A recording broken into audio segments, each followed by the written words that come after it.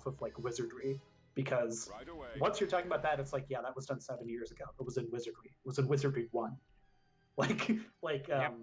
So you've really got to like stovepipe that off a little bit, and B, like put yourself back in a time, very much in a time. Final Fantasy II is trying to actually tell some sort of story. I'm not saying it's good. Yeah, but, I was going to say, don't pigeonhole yourself into a corner that you can't back out of. Yeah, no, it's a story. It is a story. It has a beginning, a middle, and an end. It has characters. I think a gripe you can make it is that the player characters are not particularly relevant to the events. And that's a choice. Say what? The Final Fantasy franchise has supporting characters that have nothing to do with the main narrative? Yeah. That's a choice that has been made in other media. It's a choice that's made in other games. Oh, dude. If you can watch... If when I'm streaming... I did my practice stream, and I watched the opening cinematic of 13-2.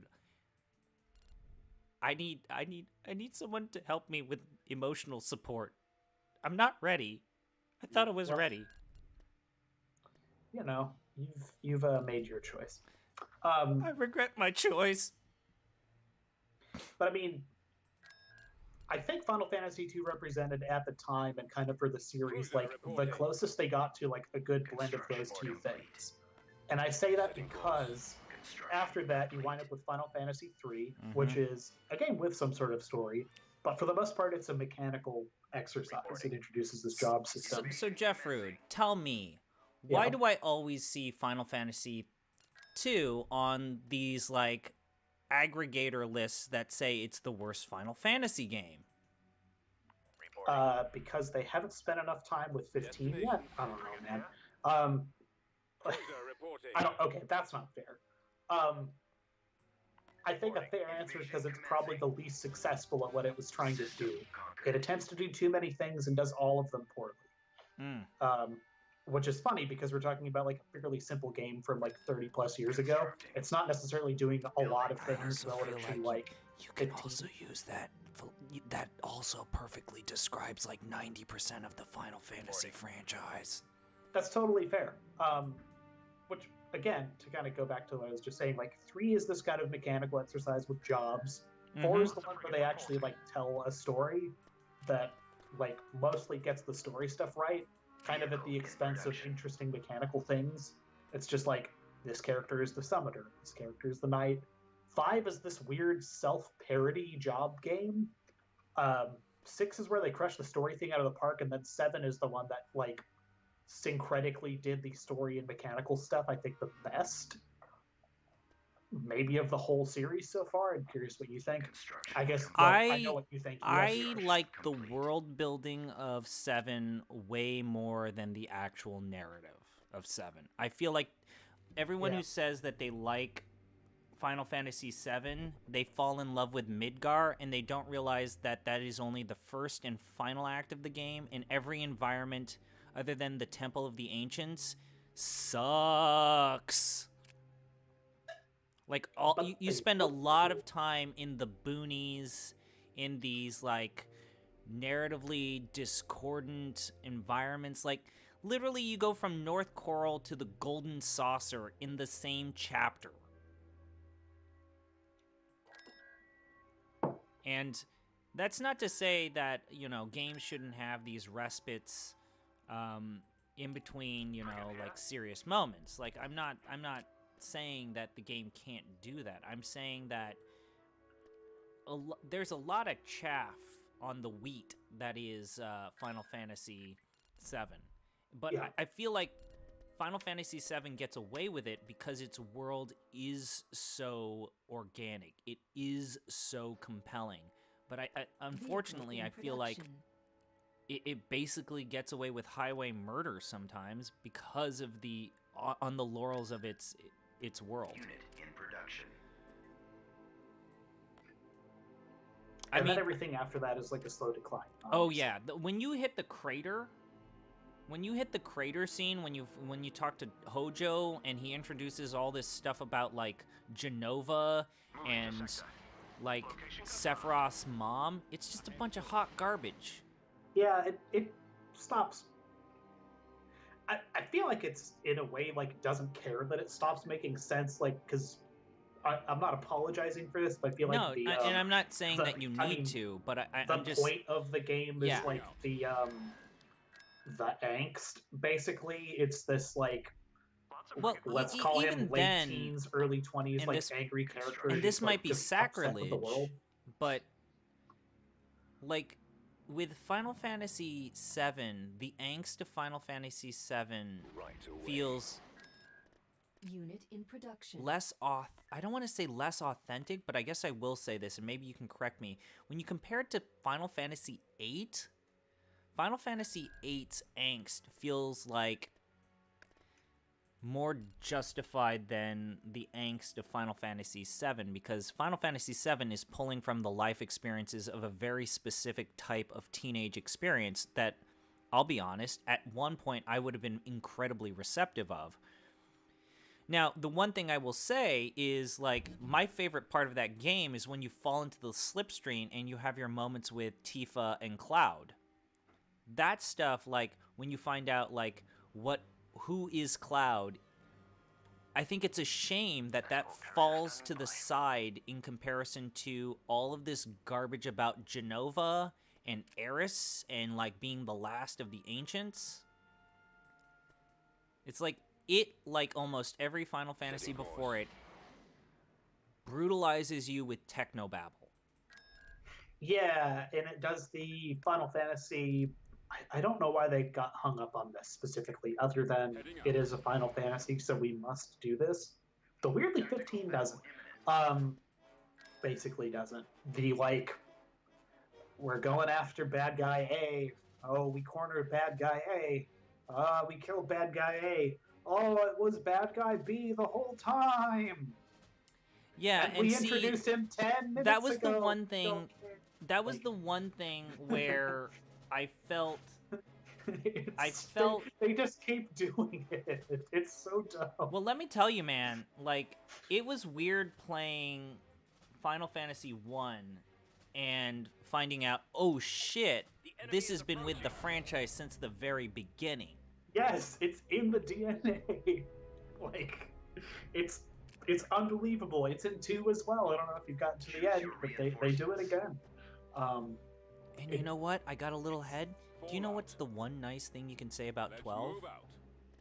Is that at least once you have a villain who is like, I'm bad, I'm evil, but guess what? I'm evil because I want to be evil. No one's pulling my strings. No one's messing around with me. I am my own person, and I'm doing this on my own prerogative. We'll be there shortly. Fair enough. Now, it's still no fun to play. Yeah. Oh, I wish it was, though. I don't know. I read up on the stuff about how basically Square ruined the life of the original director of that game. How it basically ruined his life. And he had to leave because he had a mental breakdown. Destroyer here. Direct all fire on the and then you know who they handed it to, right? Yeah. Right away. Our boy. Our boy. Kawazu. The man with whom I'm about to become intimately familiar. I copy. Yep. The call of Kawazu beckons, and I shall answer it. Tonight. So, but yeah, yeah, it's this weird tropey, like, I don't know, when you eventually play 15, and I don't know if you and Gene, that Pinguino want help with that, but I have played the whole thing to completion, minus the stupid episodes. I gotta tell you, maybe you can say, okay, justified, or that's just crazy talk. I'm in a D&D group. Okay? I'm calling the police. I'm in a D&D group. And he was talking about how, oh, I never play video games, but I recently, let me tell you about a game I just played. And it's like, okay. Yeah, one of the first games I played in like 5 years. Final Fantasy 15. It's like, wait, what? That was the game to convince you that video games are okay? And then he's just talking about it. It's like, well, I don't want to spoil it, but I got to the ending of the game, and I literally started crying. It's like, he's talking about how Final Fantasy 15 is the first game he's played in years, like 5 years, and it's the first video game he's ever played that made him cry because a character dies. So you probably know what death maybe he's talking about. I can make a strong assumption. Yeah. Is he okay in saying that this made him cry, or is this like P. Diddy once saying that he cried while watching Armageddon?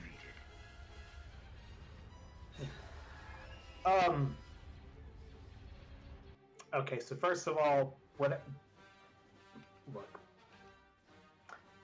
A person's emotional response to a form of media is their own thing. Yes, I'll even take that a step further. I don't want to tell people what to like and not like. Okay, this is a big enough like hobby. I'm just gonna say P. Diddy saying that he cried while watching Armageddon is what? Yeah, like that. Okay, that's a lot. Okay, that's a big fucking feeling right there. But yeah, like, and P. Diddy may not be wrapped into this particular thesis I have, but like we generally are all like working for a living in like a nightmare world that's actually dying. And if we can spend half an hour literally playing Clash of Clans and like find joy in that, it is like really shitty of any of us to be like, that's stupid. The thing you like is bad. Like that, I don't know if I can really get down on that. So my like meta response to that is, that's cool. I'm glad he found something there. Okay. Personally, what he is talking about. What he is talking about, to have that strong of an emotional response to that, I think you have to have a very generous and this is what I was asking of you. Is like, yeah. I didn't mean to dunk on. I wasn't trying to. I will correct myself. I wasn't trying to dunk on him. I'm just. Oh yeah, yeah. I'm mostly discouraging anyone else from doing it, basically, because like, I don't know, people crying at stuff. People can be like, "That's you loser." It's like, no, it's look, don't pick on people. Okay, let's talk about video games. We're having fun. It's a fun zone, fun safe zone. You have to have a very charitable read of that game, because it's a like 20 or 30 hour game. Like, it's honestly not that long. Okay, like I played through it with someone who's not a super great video game player, and we got through the whole thing in like 25 hours, 30 hours, which for a Final Fantasy game at this day and age is like a weekend. Like that's like incredible, like compared to like 13, like this eternal slog. Oh my god, you were not lying. Grand Pulse was bad. It's the worst. Grand Pulse was so bad. My big umbrella thing I'll say about 15 is it's like there is not a lot that happens in that story. It is a fairly simple thing told. If you like read it on surface level, what the ads say is like, you are a prince, you have been deposed, you spend a lot of time in a car, you spend a lot of time with your friends, your goal is to reclaim a kingdom. Okay? Like that, like fairly simple beats you can kind of go from A to B and it makes sense. And beginning construction. They stretch that so thin, and the things they attempt to fill it with are like, I think this is gonna have a torpedo ship. Like, it's just not a lot going on in that plot, and the things they introduce to spice it up feel like they happened over 10 years, basically. I'm gonna pause you. I have to read the Planet biography for this because, you know, Star Wars. Most people talk about Star Wars as being entry-level science fiction or science fantasy. I want to read you the historical note here about the planet I'm about to have my battle at. It's called Iatu 6. Historical reference. Located in the mid-rim, Iatu 6 was ruled for centuries by a hereditary monarchy. When the Old Republic was transformed by the declaration of a new order, the then Emperor was forced to make many concessions to the Empire to retain his throne and prevent Imperial forces from being deployed on the planet. Within a decade, the deal collapsed. Stormtroopers were garrisoned on Aradu, and the planet's nobles overthrown, and later murdered. The royal family, in the belief that they would negotiate a new relationship with the Empire. After the Battle of Endor, a surviving heir to the royal line was discovered amongst the reformed rogue squadron, and together they forced the Empire off Aratu, later forming the Hapan dynasty. The Hapan dynasty then reformed under the new prince of the Hapans, who then created a fleet of the Hapan battle dragons. Star Wars is a thing that I like. That's a lot. That's a lot. If I told you that I understood a majority of that, how would that make you feel? I should introduce you to a friend of mine who works at HG 101. Oh God, really? Yeah. Yeah, Xerxes is a slightly older Star Wars nightmare person. I like that era of Star Wars too. I just feel like there's so much hot garbage that, like, I don't get why people. I said this earlier on the stream. I don't get people who hate the Disney movies when like 90% of the old Star Wars stuff was just hot garbage. Yeah, like. Awaiting your orders. So I just watched episode 8 for the first time like 2 weeks ago. I don't think it's as bad as people make it out to be. I mean, I certainly feel like the humor is something that you have to get around to, but I also feel like movies need to be allowed to experiment and fail, because that's what movies are about. Like, that's the whole point of the creative process, is that you try something new. And also, I'm just gonna be honest, I think that the Star Wars formula is getting old. Like, horrible weapon. Reporting in. Yeah, like it's like removing this big glass cannon slowly through some. And guess what? They did that to death in the Star Wars Expanded Universe, the original stuff, and it wasn't fun. It was dumb. At one point, they were making freaking black holes in the middle of nothing, so is that, you know, a guy was running around in a starfighter that could make black holes. That's okay. So two things. A, I think like anyone who thought The Last Jedi was dumb has probably not really delved into like extended universe lore, where there's probably shit thousands of times as stupid as that film. Luke Skywalker fell in love with a ghost that possessed an underage student of his. Like at a certain point, you're just talking about like Final Fantasy X errata, like just total not like total like sure, I'll believe anything you tell me. It's fine. I guess the stuff like part B of what I'm about to say is like I guess like the things that made me not particularly enjoy The Last Jedi were not necessarily like endemic to it being like bad at Star Wars. I was just like, as a movie, I think this is kind of like silly. I guess. Like I don't care that Star Wars is kind of dumb. Like Star Wars is kind of dumb. Yeah. Like this is again.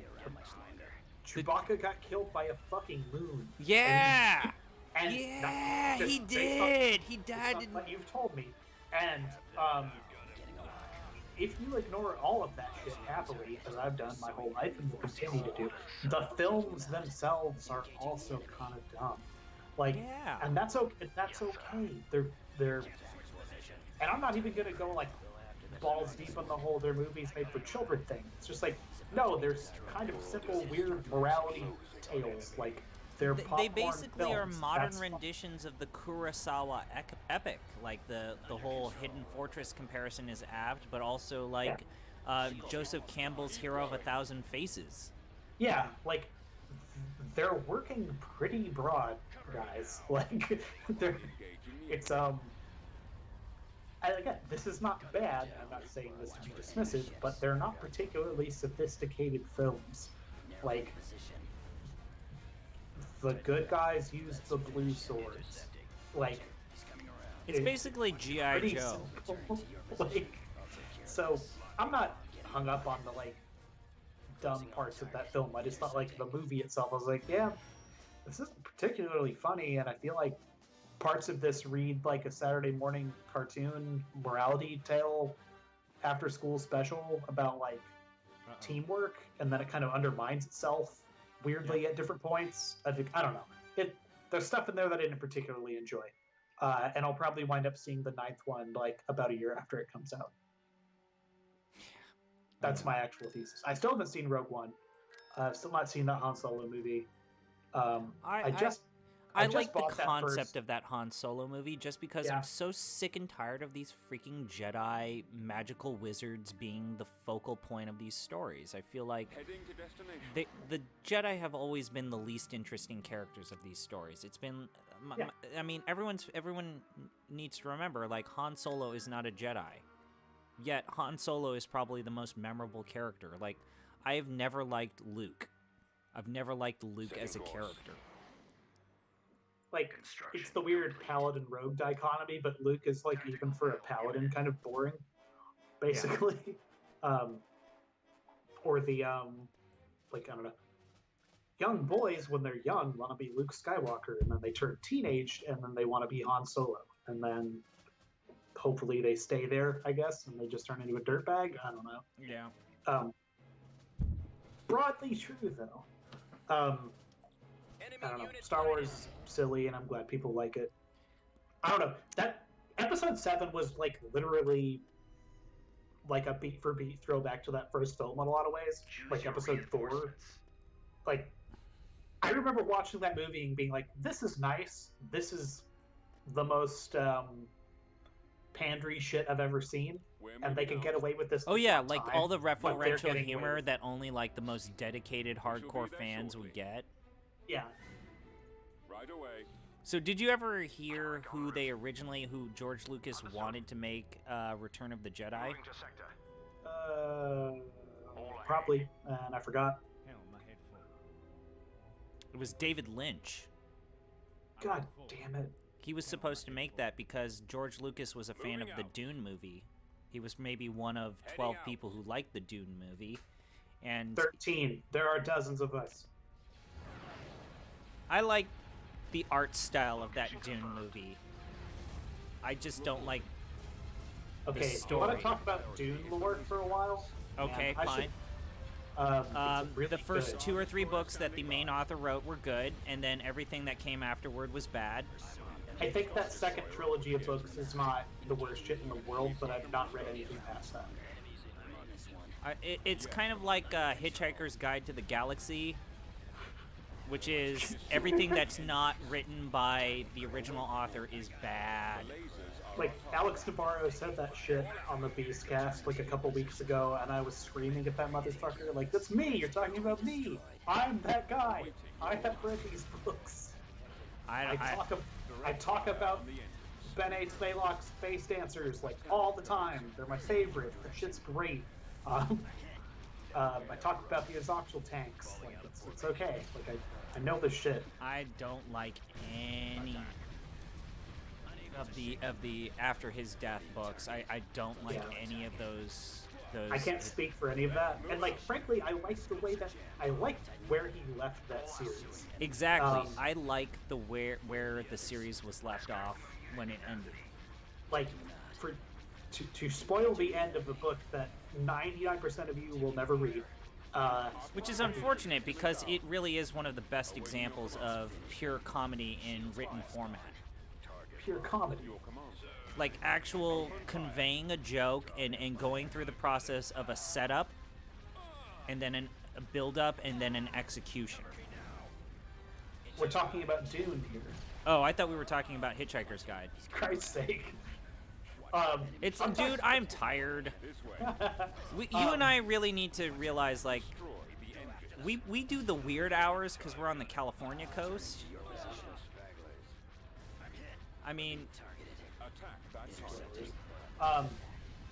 but no, yeah, Dune. At the end of Dune Chapter House Dune, like, literally the end point of that book is some people get on what amounts to some sort of, like, colony ship and are teleported to, they have no idea where, and then they just fuck their computer. Like, they just, like, destroy, like, their navigational system.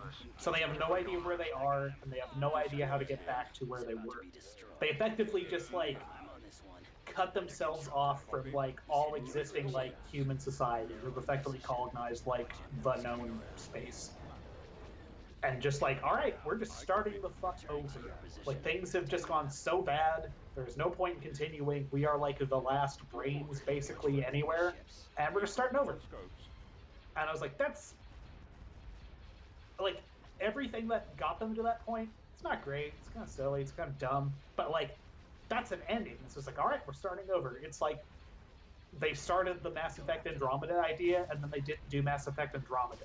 My sense is that everything that happens after that is them doing Mass Effect Andromeda to an extent. I'm just like, oh, well, what would they do after they got there? It's like, I don't care. I don't care.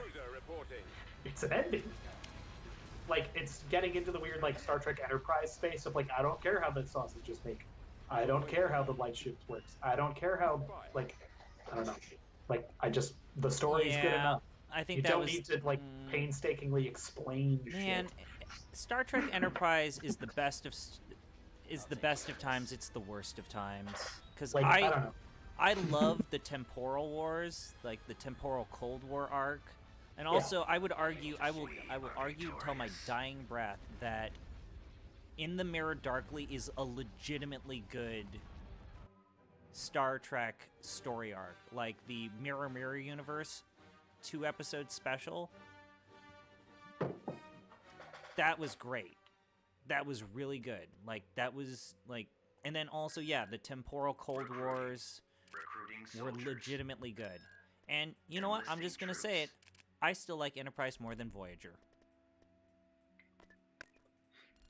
People say that. I don't like Voyager.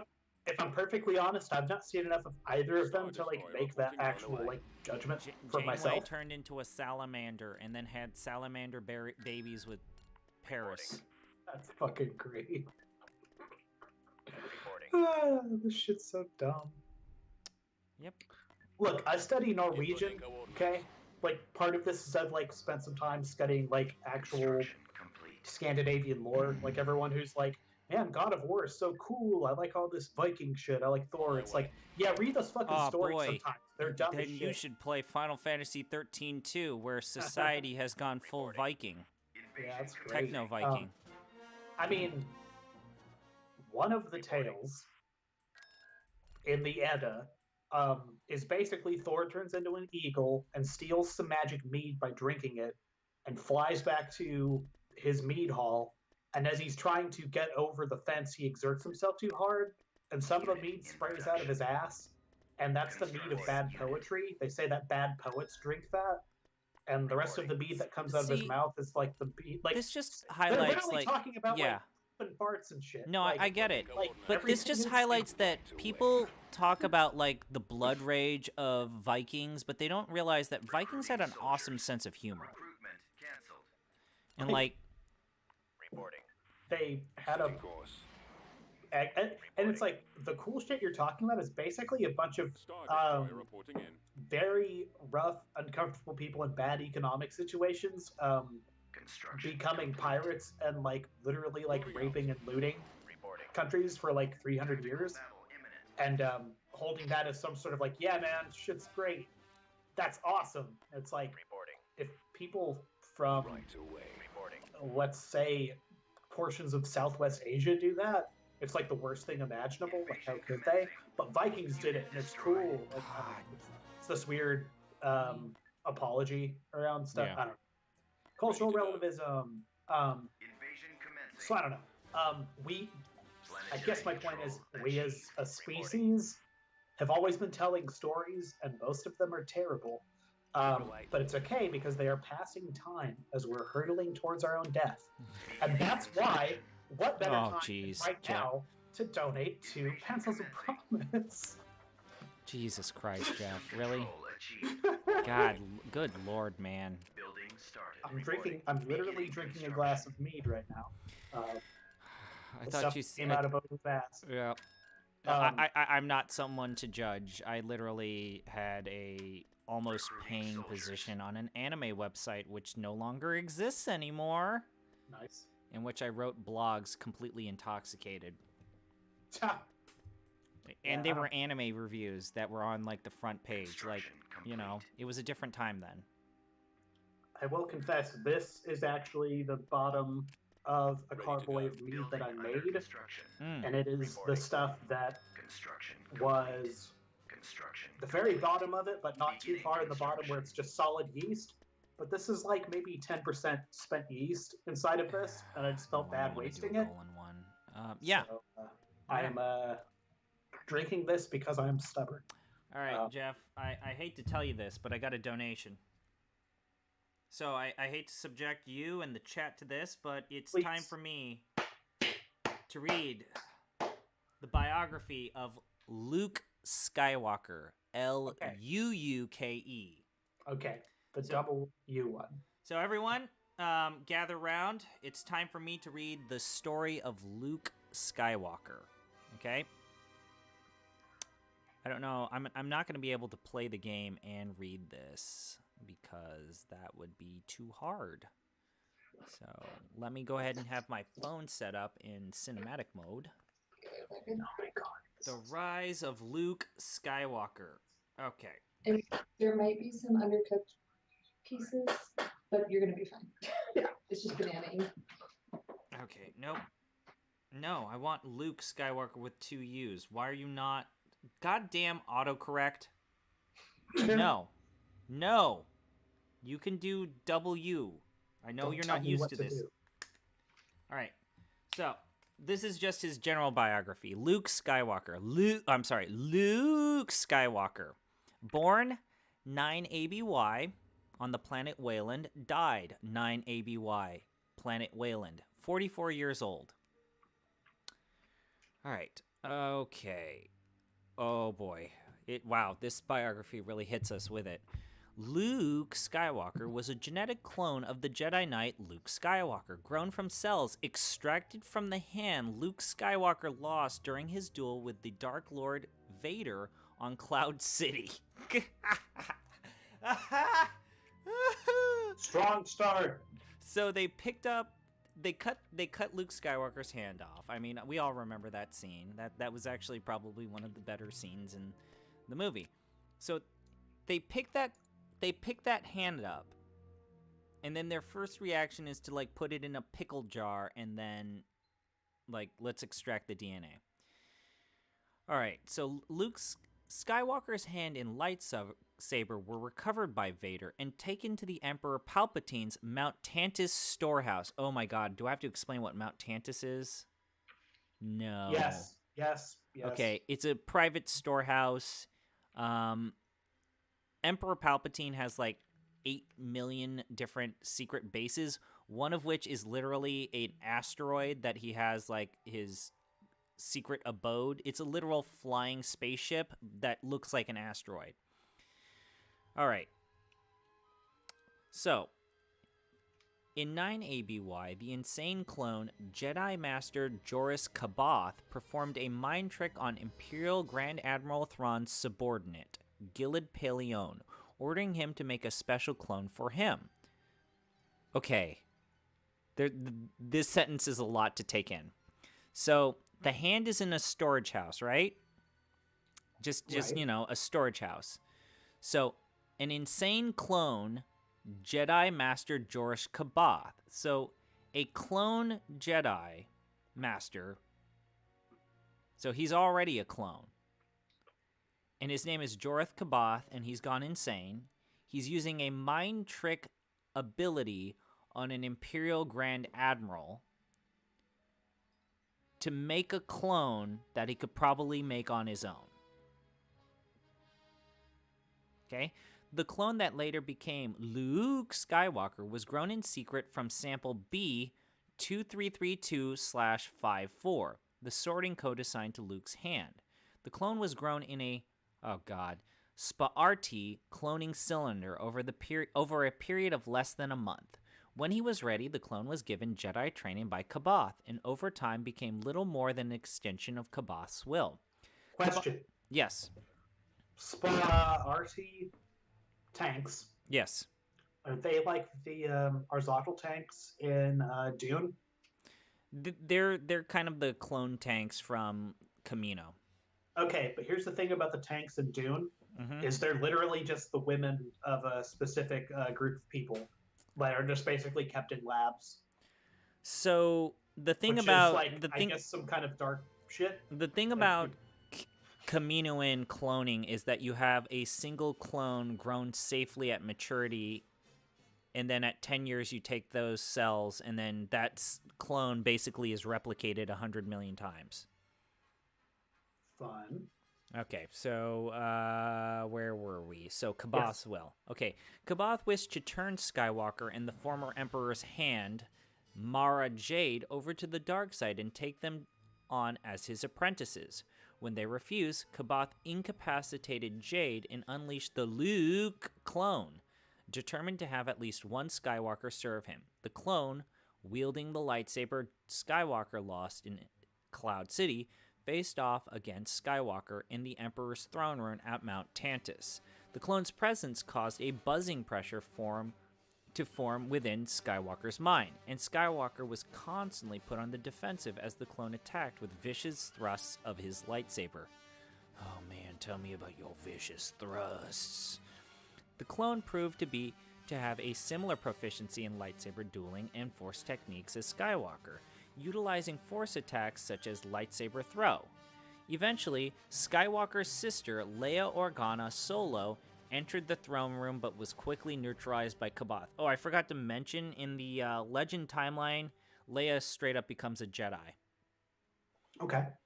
As Skywalker continued to lose ground to the clone, Jade found an opportunity to recover Organa Solo's lightsaber. Jade was able to slip under the clone's guard and kill him, and Kaboth was killed shortly after. However, the entire experience went on to traumatize Skywalker in the days following. Oh, I forgot this part. Here's the best part, is basically, as a result of having to kill himself, Luke Skywalker basically becomes Shinji from Evangelion for a solid 2 story arcs. So that was fun. That was a lot of fun. Greatly appreciated that part. Because what I need is for Luke Skywalker to become a broody, moody teenager yet again. Training troops. Training soldiers. I forgot that part. I forgot. I want Shinji to go to the Tachi station to pick up some color converters. I thought that was funnier than I should have. Yeah. Don't ever fake laugh at me again. No, that was a real laugh. Never do it. No, just kidding.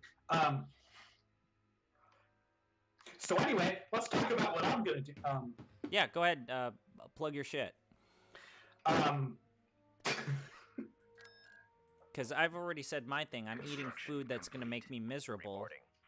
Although the one thing that I am actually legitimately excited about, I don't know if, like Gino said, he's having me eat organic ice cream, like locally sourced ice cream, and I found the brand and the flavor. And I picked a flavor that I really is completely outside of my wheelhouse. I would never order this. It's brown butter brittle. All right. And I'm gonna be honest, and I know this is slightly embarrassing to me. As a result of this food challenge, it was literally the first time I have ever been in a Whole Foods my entire life. Enlisting troops. Huh. I've never been in a Whole Foods. I've been in Costco's, Walmart's. I've been in all sorts of stores. I've been to Maine, Spain, and everything in between, but I have not been to a Whole Foods. All right, let's get Solus up. So yeah, plug your stuff, man. Let's go. Okay. Kawazu! I'm hanging out with my buddy Kawazu. Your favorite person in the world. Yes, whose output I love so dearly. We should talk about why you feel so strongly about examining the life works of Kawazu. Okay, so here's the thing. Kawazu irreparably damaged Square Enix as a developer. Okay, so that's a mood. So Kawazu's been with the company for a very long time. Akitoshi Kawazu, longtime Square employee. HD101, the brain trust there, has a theory where Kawazu actually is not a person. He's a jar with like a head in it.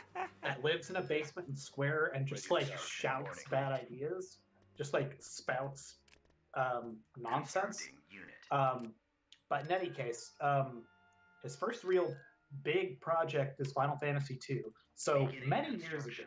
ago, when dinosaurs walked the earth, there was a game system called the Game Boy Advance, which I owned as a young teenage boy Building in under Hawaii, construction. and got a copy of Final Fantasy 1 and 2 Dawn of Souls. Okay. So my So first far, vec- this story it sounds positive. I mean, he struck out with Final Fantasy 2, but you know, Dawn of Souls is pretty good. I mean, Dawn of Souls is just a remake of 2, which is based Ready in to part on work they did to touch up that game to go onto the Wonder Swan, which was basically ported to the PlayStation. The GBA version of that game is kind of a dumbed down version of it. That's the version I beat Final Fantasy the first on originally, like all those years ago. So the first time I played Final Fantasy 2, didn't really care for it, but I also didn't really have the time because I was playing like Beginning construction. pirated Final Fantasy 6 like a lot back in those days. So I ain't got the time, and I've come back to it Construction complete. partly because of this man who was like, "Oh, you want to talk some more about Final Fantasy?" I was like, "Sure, I'll get through this finally." And like, I think I see the fucking Matrix. Like, I think I get it. I don't think it is good, but broadly, I'm like, this is not an idea without merit. Of this, like, the problem is it just takes forever to like get better at stuff. One of the problems is it takes forever to get better at stuff. Like, basically, it's just if you keep doing something, you'll get better at it. Keep swinging your sword, you'll get better at sword. If you keep casting magic, you'll get more magic. It's like, okay, like that. There's a logic to that. It makes sense. Let's kill But- Admiral Akbar. In order to increment those things, you have to do it All right, a we're gonna make a lot. push into Camino. I'm just gonna say this. Sorry, we're gonna make a Go for push it. into Camino, and we're gonna kill Admiral Akbar. Fucking. Construction So I'm like, I kind of get this. Like, I think I do. And it led me to looking up stuff about his following games, which came out on the GBA, and then there was a trio of Super Famicom titles called Romancing Saga. Mhm. And the second one of those has been made like very easily available recently. It's on the Windows 10 store. It got a Switch port. It is on the Vita. Like, it's all over the place. And recruiting. it's the game people are most likely to apologize for, to have an apologia for when you bring up Kawazu. It's like, no, this one's actually kind of good. Like, basically, it is an open world JRPG with like a weird generational sort of system, Mhm. and sort of broadly applying Final Fantasy 2 stuff. You get better as things you use it, blah blah Alright. blah. But characters die. Let's go to Camino. Let's do this. Is this the end here? What? What are you talking about? Choose your I mean, are you about to kill reinforcements. Akbar right now? Yes. This is is Akbar- Admiral Akbar right here. Here's Uwala Is this- Ilor. Is this kill screen coming up? No. We still got the entire galaxy to take over. I gotta kill. Oh. I've already killed Thrawn. I've killed Admiral. If I can kill Admiral Akbar, that'd be great. But I'm just realizing that I have to deal with 2 Home 1 types, and I don't know how I'm gonna handle that because the Home 1 types are almost on par with the Executor. And if I throw in my Imperial 2s too early, they can just rip through them. I see. So yeah, we got a question.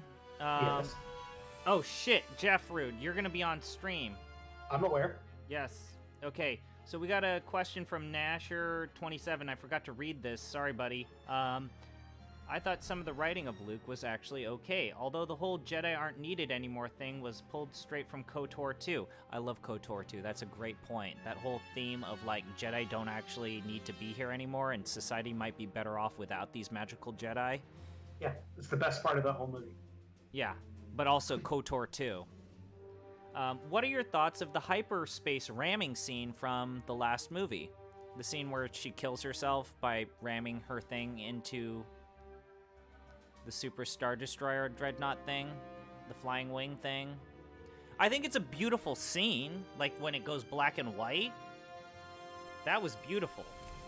The actual scene and everything that led to them being into that circumstance and why they needed to do a last-ditch effort to protect the fleet was a whole lot of plot by convenience. Yeah. I think the broader sort of moral message of all that, which is basically like chains of command are important, basically. Canceled. But, like, when you have someone like Poe Dameron who's deliberately defying orders and not obeying the chain of command for just no reason in particular, and the consequences are that half of his fleet dies, and there are no consequences in the immediate scene following that, I think that the message is completely lost. Yes. I think that movie undermines its own message, like, a couple times. And that may be, like, the worst example of it. I feel like the other egregious example was that fucking... I'm gonna drive this spaceship into... the big bad laser drill wing, gun. Yeah. And that gets, like, knocked out of the way. Like, so is this film about, like, sacrifice and recognizing when it's time, or undercutting it? Like, what are we actually trying to convey at this point? Like, because, I don't know. I watched the thread at a certain point, and it was just like, this is just cool things happening on a screen. Reinforcements canceled. But yeah, ramming a ship and breaking it in half by going into light speed is cool looking, and probably doesn't make a lot of sense. But here's my deal. Is she not only kills herself and her ship, which it's a big ship that is highly resourceful. Like, repeatedly, Leia makes the case that the Resistance, the rebels, basically, don't exactly have a ton of resources, right? Yeah. Let's say they have, like, 5 ships. They basically lose their best ship in one battle. Let's move out. Because she wants to prove a point, or she wants to be the one who sacrifices her life.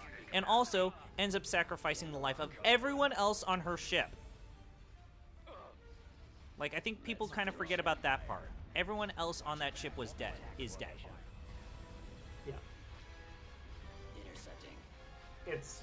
It's a beautiful scene. Like, again, I love when it went black and white, and it just went completely silent, and so there was an attempt to make this scene emotionally resonant.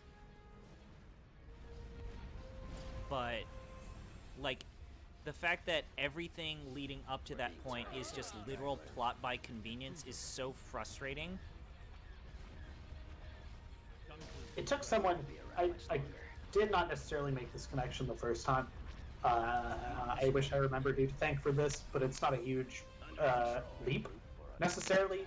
But, okay, so Finn's whole thing in that first movie is he's like, I don't know if I like the situation, I'm gonna basically run away from it. Awaiting your command. And, On the end. get out of the situation. Okay?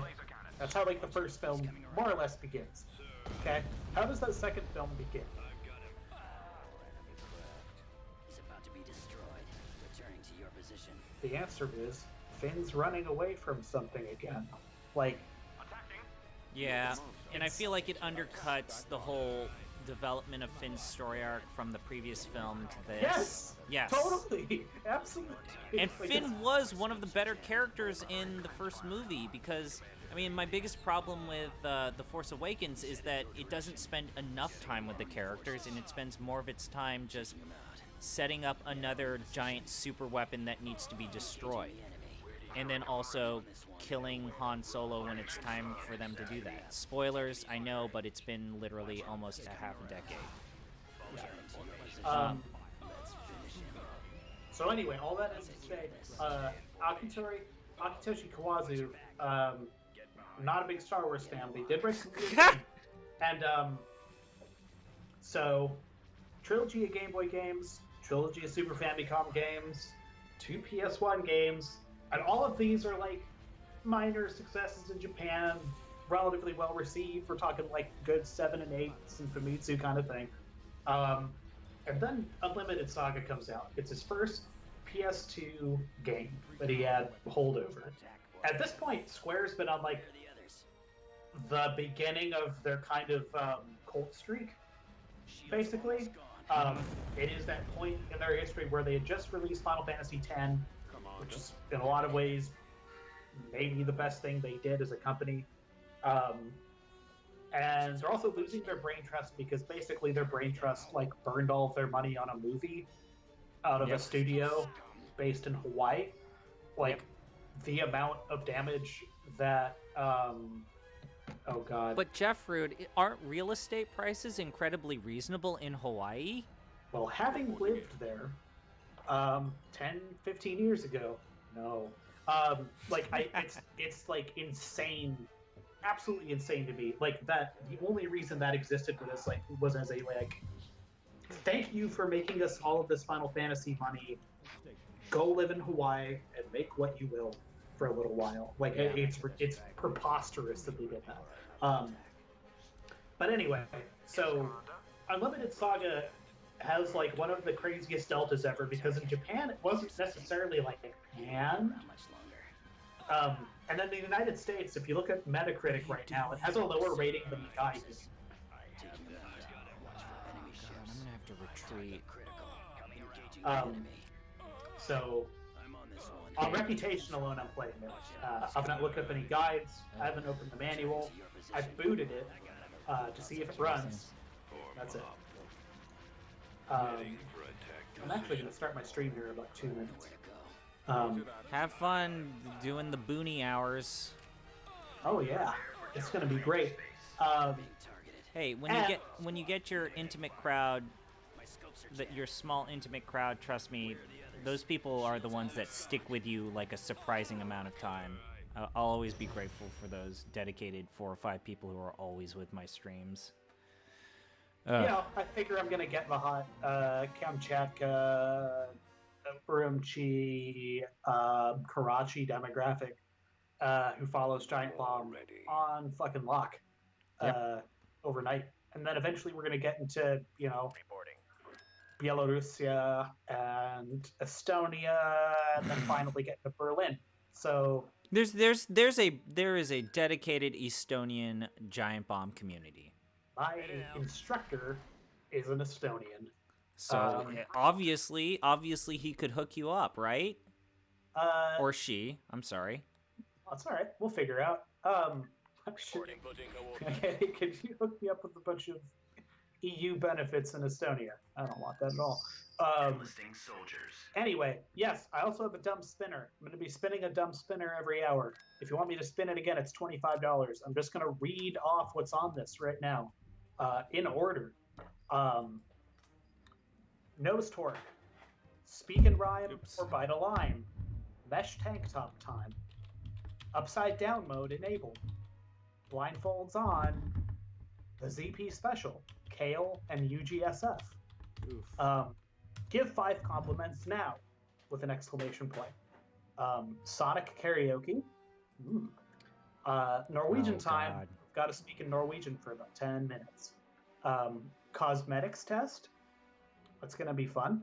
ASMR torture. That's where I'm going to unplug the audio from my computer, plug it into my phone, and play terrible ASMR videos. I hate ASMR. I really hate ASMR. And then yummy, yummy raw onion. Oh God, why? You remember the time when Nicky Rooney did that? Yeah. Because I'll do anything to get this classroom built. And then there's a funny little spot on this spinner. Oh no. There's a nice narrow slice here that says look up hints for 5 minutes. Which will be nice because I don't know what I'm doing in this game. I now refuse to look up any help at all. I'm going in blind with Final Fantasy 13 too, so yeah. We're doing blind runs. On both sides of we are dum-dums for doing this, by the way, because blind runs on JRPGs especially are miserable. On both sides of look up hints for 5 minutes is a space that says Final Fantasy 2 teaser trailer. Oh man. So this game includes a Final Fantasy X-2 teaser trailer. If I land on that space, I'm just hitting reset on this PlayStation 2 and playing the Final Fantasy X-2 trailer. Now you're probably thinking, Jeff, aren't you going to lose progress if you haven't saved? Yes. Yes, I will. Oh, God. And for $25, you can give me a shot at being just that miserable. So, I'm going to turn my stream on now. So, everyone, if you want me to... I'm trying to think of really weird or bad characters or bad Star Wars things that I could read.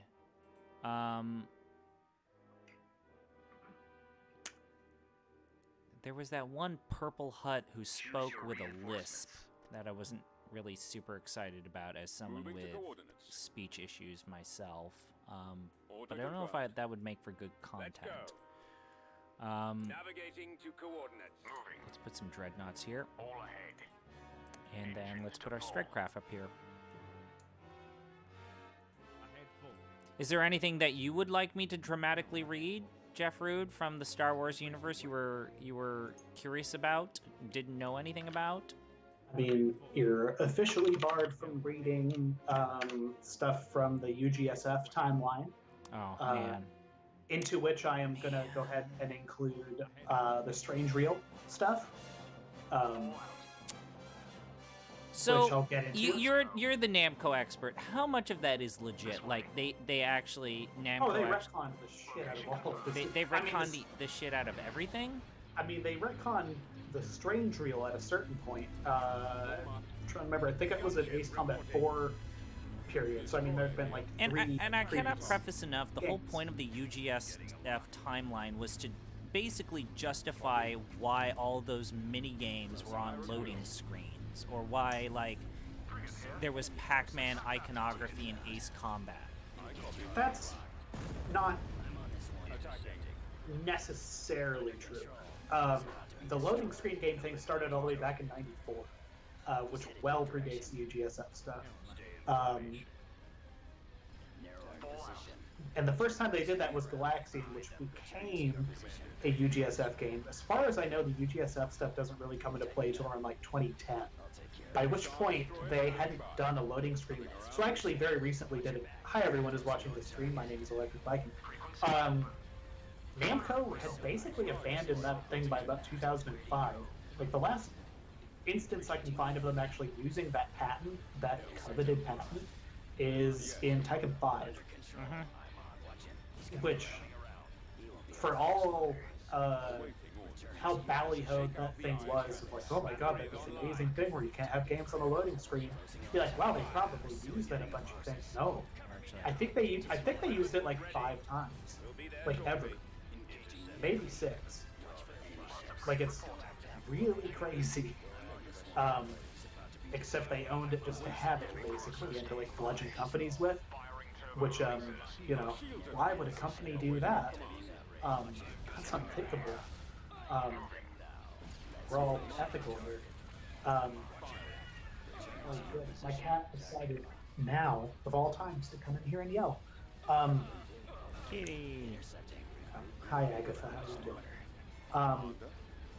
Well, I think I'm almost live on Giant Bomb.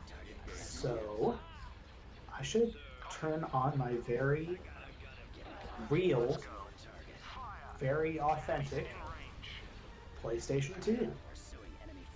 Oh, tell me all about. I promise I don't have a microphone, and then I promise I'm not a cop. Tell me all about your authentic PlayStation 2. My authentic PlayStation 2 is a dev build. Okay, tell me more about a dev build PlayStation 2 that you gain access to. So it is through legitimate means. 1.5.0 dev build 2883-G3A7F2A5. Oh god, just stop now. My brain hurts already. Too many numbers. I